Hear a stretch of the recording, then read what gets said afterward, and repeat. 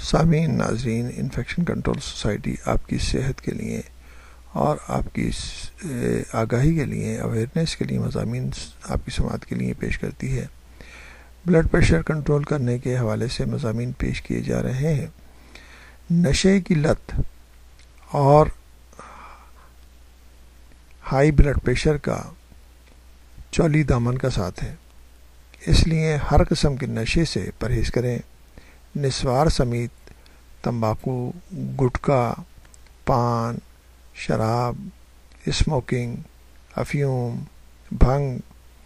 اور اس قسم کی دوسری اشیاء جس سے نشہ پیدا ہوتا ہے یا ایک ایڈکشن پیدا ہو جاتی ہے، وہ اس سے وہ چیزیں ہرگز استعمال نہ کریں۔ اب کچھ اشیاء ایسی بھی ہیں جن کو آپ اندازہ نہیں کر سکتے کہ اس کے اندر اس قسم کی اشیاء موجود ہیں۔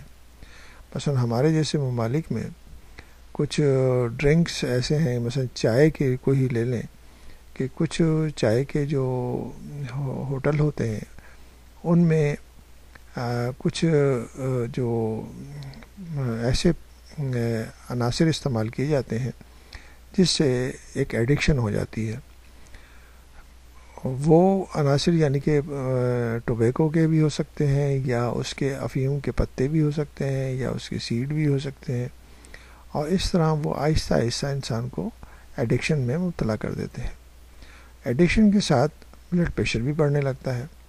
اور وہ انچاہی ضرورت کے بغیر، یعنی کہ آپ کو ضرورت بھی نہیں ہوگی، آپ کا دل چاہے گا کہ اس کو استعمال کریں، اور جاتے ہی جیسا کہ ہمارے ممالک میں دیکھا گیا ہے کہ لوگ جاتے ہی اپنے آفس کے اندر جاتے ہی فوراً ہی چائے کا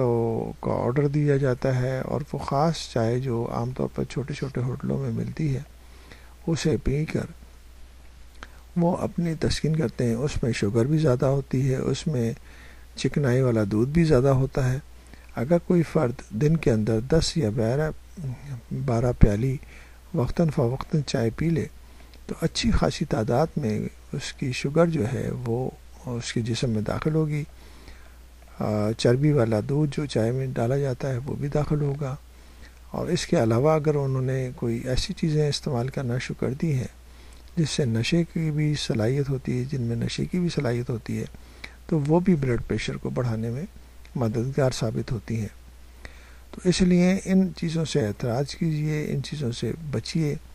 اور اپنے بلڈ پریشر کو کنٹرول رکھنے کی کوشش کیجیے، اپنی صحت کو بہتر رکھنے کی کوشش کیجیے، جو کہ آپ کی فیملی کے لیے انتہائی ضروری ہے۔